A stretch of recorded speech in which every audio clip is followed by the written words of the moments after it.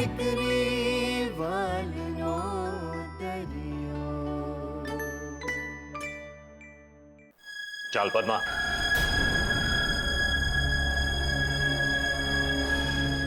પદ્મા કહ્યું ને ચાલ.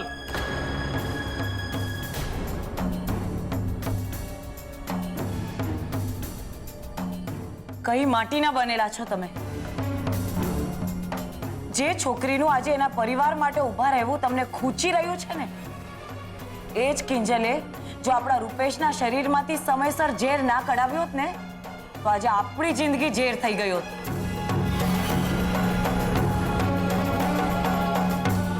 એટલે આના ઉપકારનો બદલો હું તમને આ રીતે અપકારથી તો નહીં જ આપવા દઉં.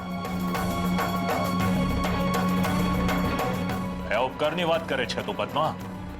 એ ઉપકારનો બદલો તો મેં ક્યારનો વાળી લીધો છે. મોહનભાઈનું હોસ્પિટલનું બિલ ચૂકવીને.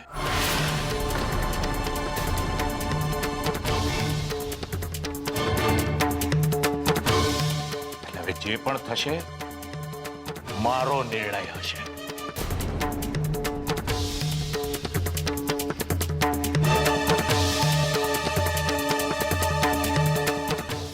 એક મિનિટ અંકલ.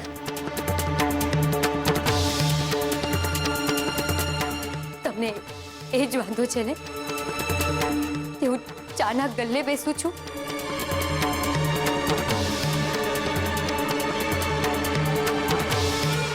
તો ઠીક છે, આજથી હું ચાનો ગલ્લો છોડી દઈશ.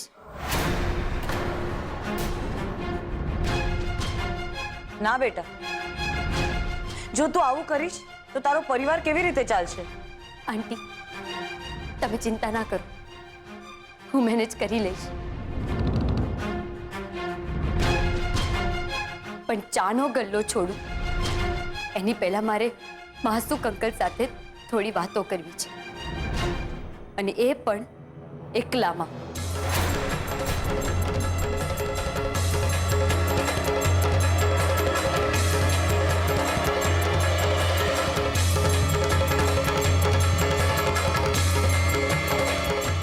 અંકલ પ્લીઝ મારી સાથે આવો.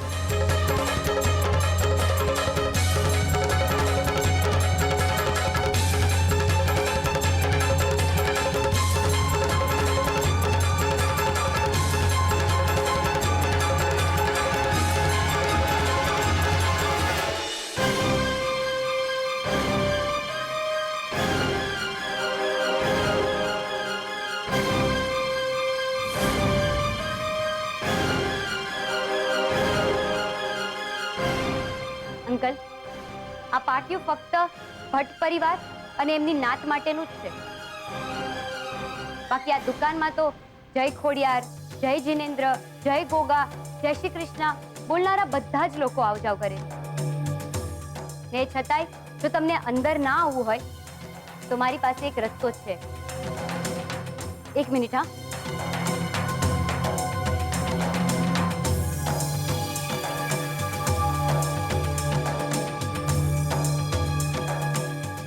હવે તો કોઈ વાંધો નથી ને? બહુ ચતુર છે તું.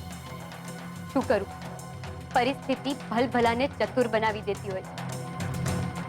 બાકી જો તમે એમ વિચારતા હો કે હું લગ્ન ના થાય ત્યાં સુધી તેજલને આ દુકાનમાં કામે લગાડી દઈશ તો મારો વિશ્વાસ કરજો, હું આવું નહીં થવા દઉં. પણ પ્લીઝ મહેરબાની કરીને આ લગ્ન માંડી વાળવાની વાત ના કરો,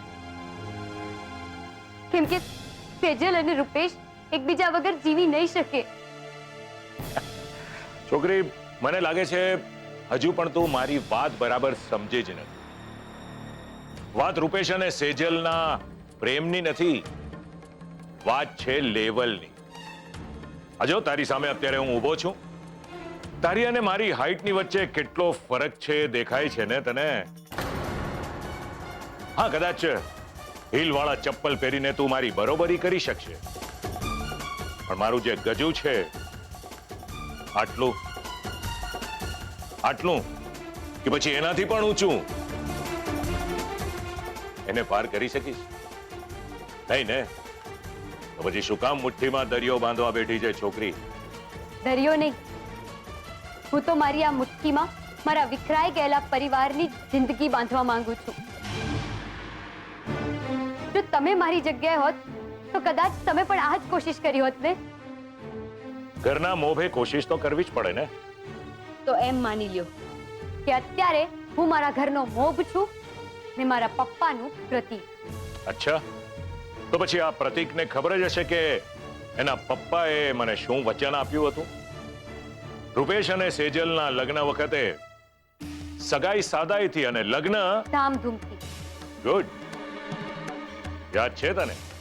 તો પછી આ ઘરનો મોભ મંડપના આંગણે અમારું મોતીઓથી સ્વાગત કરવા તૈયાર છે ને?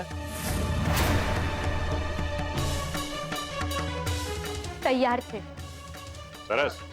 આગતા સ્વાગતામાં જરા પણ મને કચાશ જણાય તો ભર મંડપે મારા રૂપેશની જાન હું પાછી લઈ જઈશ. અને એ વખતે મને તું કોઈ સવાલ નહીં કરે. મંજૂર છે? મંજૂર છે. કપડા લત્તા ઘરેણા વ્યવહાર પેરામણી ક્યાંય અમારો હાથ પાછો નહીં પડે અંકલ. કારણ કે જેટલું ઊંચું તમારું ગજું છે ને એટલું જ ઊંચું મારે મન મારા પપ્પાનું વચન છે. પણ બસ એક વિનંતી છે, આપણા વચ્ચે જે અત્યારે વાત થઈ છે ને એ મારા પપ્પાને નહીં કહેતા. નકામું એમને ટેન્શન થશે. પ્લીઝ. ઠીક છે. મારું માન મોભો મારું ગજુ જો સચવાઈ જતું હોય તો મને કોઈ વાત.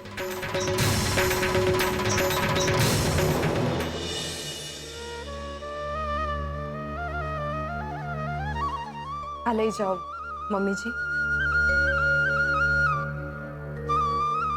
સોરી આંટીજી.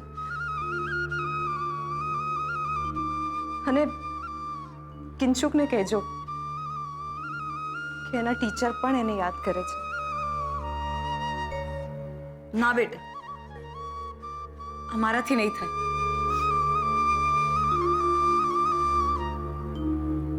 અને તું કિંશુકની ટીચર નહીં, કાકી છે ને કાકી જ રહીશ.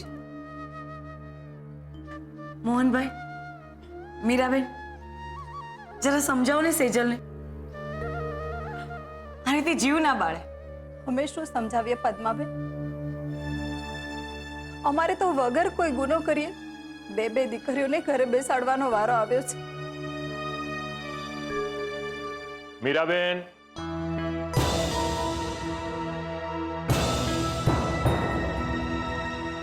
પણ બહુ લાંબા સમય સુધી નહીં.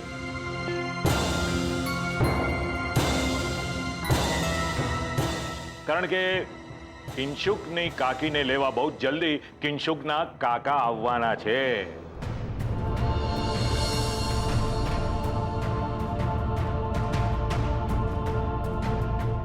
એટલે આ આંસુને વિદાય વેળા માટે સાચવીને રાખો સેજલ બેટા.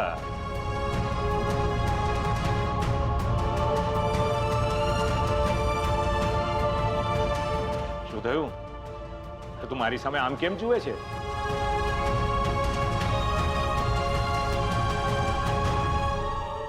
અરે તમને બધાને શું થઈ ગયું છે? કેમ આવી રીતે જુઓ છો?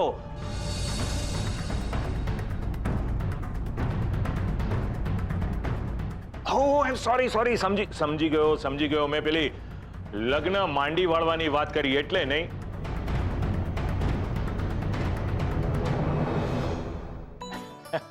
અરે ભાઈ, એ તો હું આ કિંજલની પરીક્ષા લઈ રહ્યો હતો કે જે છોકરી આખા ઘરની જવાબદારી ઉપાડવાની વાત કરે છે તો ખાલી પોકળ વાત જ કરે છે કે ખરેખર એની વાતમાં દમ છે? પણ તો યાતે કઈ વાત કરવાની રીત છે. રૂપેશને તો તમે ઓળખો જ છો ને. કેટલુંય મન પર લઈ લેશે ને કેટલુંય મનમાં ભરી રાખશે. અને આ સેજલ તરફ જો, રડી રડીને અડધી થઈ ગઈ છે.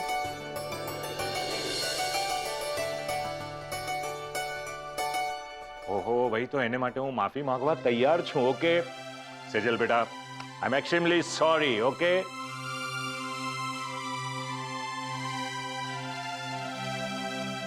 ભાઈ હવે આ પરિવાર માત્ર તમારો પરિવાર નથી, હું પણ આ પરિવારનો હિસ્સો બની ગયો છું ને.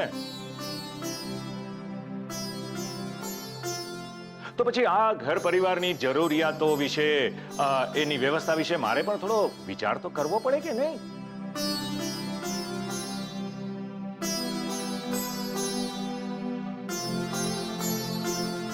પણ આ કિંજલ સાથે વાત કરીને હવે હું નિશ્ચિંત થઈ ગયો છું.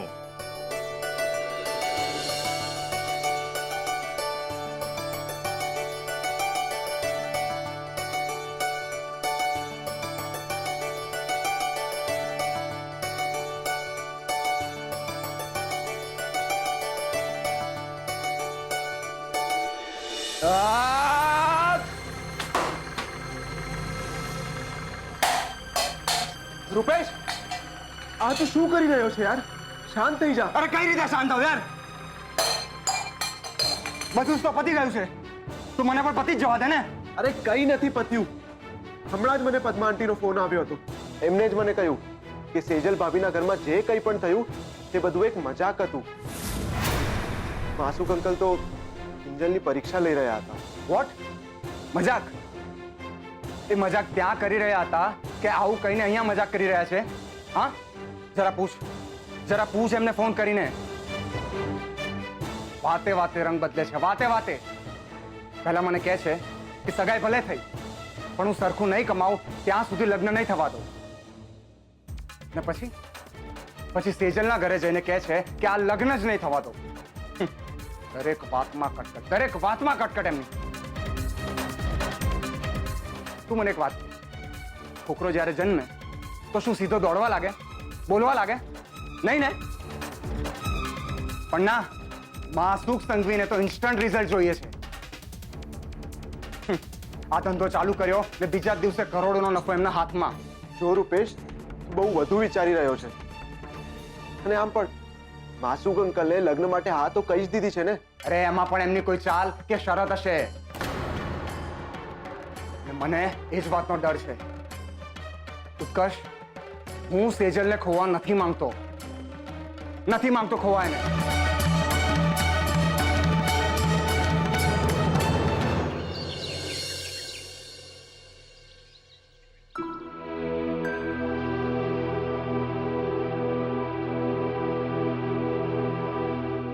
મમ્મી સાંભળ ને, પપ્પાની સૂતા પહેલા લેવાની દવા ખૂટી ગઈ છે. હા, એક હતી મેં અત્યારે આપી દીધી છે. બીજી આવતીકાલે સવારે ગુલાબ પાસે મંગાવી લઈશ. ગુલાબને જવા દે, હું જ અત્યારે જઈને લઈ આવું છું. એક મિનિટ, કેટલું કરીશ તું બેટા? કાલે રાતે લેવાની છે ને ગોળી? સવારે ગુલાબ લઈ આવશે. તું બેસ, મારે તારી સાથે વાત કરવી છે. મને કે માસુકભાઈ માની કેવી રીતે ગયા?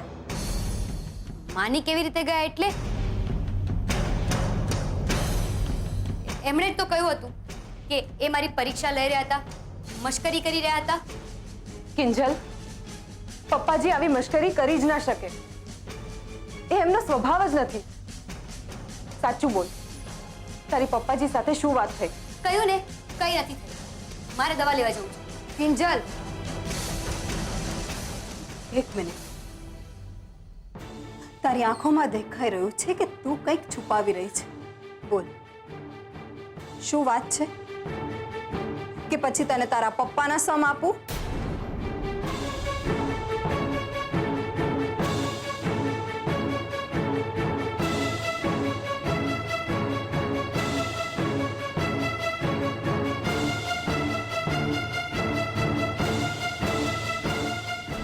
સગાઈ સાદાઈથી અને લગ્ન ધામધૂમથી.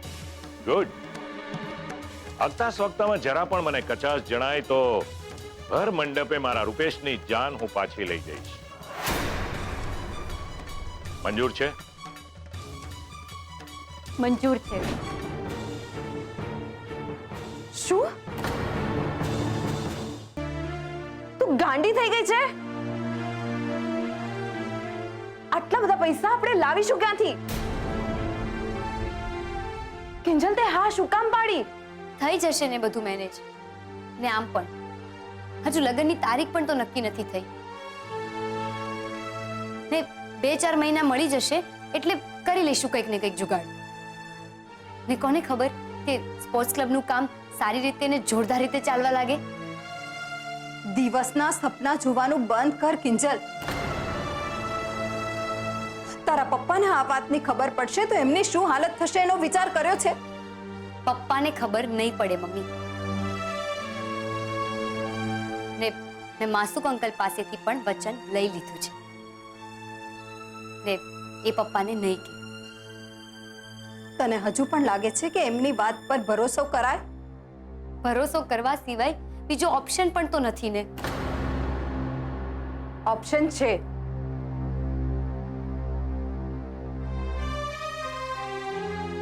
હું પણ વહેલી તકે નોકરીએ લાગી જઈશ. મળીને કામ કરશું તો કરી બતાવશું.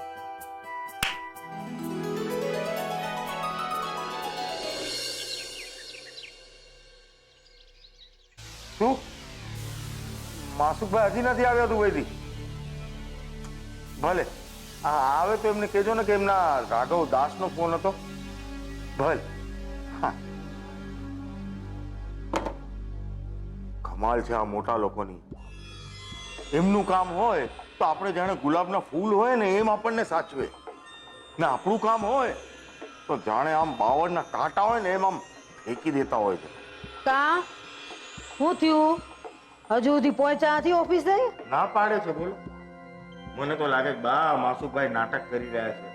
100% ઓફિસમાં છે પણ સેક્રેટરીને કહી રાખ્યું છે કે કોઈનો ફોન આવે તો ના પાડી દેવાની. ના ના, સાચી જ માસુકભાઈ ઓફિસમાં નથી પહોંચ્યા. એ તો મોટા ભાઈને ઘરે આવ્યા હતા. એમ? એનો મતલબ તું મોહનને ત્યાં ગુડાણી હતી? રાઘવ, ઓલું તાળું ક્યાં છે? ના બા, તાળાની જરૂર નથી. આ તો હું શાક લેવા ગઈ હતી ત્યાં ગુલાબ મળી ગયો. એણે માંડીને મને બધી વાત કરી અને ભાભી ચોટીલાથી ઘરે આવી ગયા છે અને અત્યારે માસુકભાઈ ઘરે આવ્યા હતા. તો નક્કી મોહનિયાએ માસુકભાઈને તારા વિરુદ્ધ જરૂર કાન ભંભણી કરી હશે. કેવી વાત કરો છો બા? બિચારા મોટા ભાઈ ક્યાં બોલી જ શકે છે? અરે વાહ, તેને બોલવાની જરૂર ક્યાં છે? કહીશ મને. 4 વકીલ છે એની પાસે. 3 તો એના ઘરમાં જ છે અને ચોથી તું બાકી રહી ગઈ હતી. રાઘવ, એક કામ કર, કાલ સવારે માસુભાઈની ઓફિસે સીધો પહોંચી જા. નાક ધામા અને સીધે સીધું પૂછી જ લે કે દુબઈનું ક્યાં લગન પોઈગું. હવે તો આ ઠીક લાગી રહ્યું છે મને બા. અને સાંભળ, માસુકભાઈ ઓલી નાતબાર વાળી વાત તારા માથે નાખે ને તો તું મજાનો આખો ટોપલો ભીમજીઓના પર ઢોળી દેજે. ઈ ક્યાં પકડવા જવાના છે રાજકોટ? એના દેતા લે. વાહ વાહ વાહ, બહુ સરસ. જય માતાજી. જય માતાજી.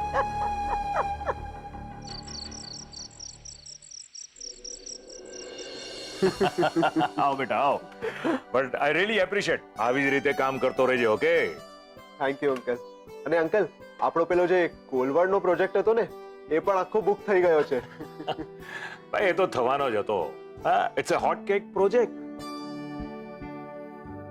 અને આમ પણ આજકાલ દરેક લોકોને એક જ છાપરા નીચે બધી ફેસિલિટી મળતી હોય તો થોડું વધારે ખર્ચી નાખવામાં વાંધો શું છે? વાંધો તો તમે જ કાઢેલો. બધાના શ્વાસ અદ્ધર કરી નાખ્યા હતા અને પછી પાછા આવીને શું કહે? હું તો કિંજલની પરીક્ષા લઈ રહ્યો હતો. અરે આ પરીક્ષા શબ્દ તો મારે કિંજલને કારણે બોલવો પડ્યો હતો. બાકી કિંજલે જો મારી શરત માની ન હોત ને તો હું તો લગ્ન માંડી જ વાળવાનો હતો.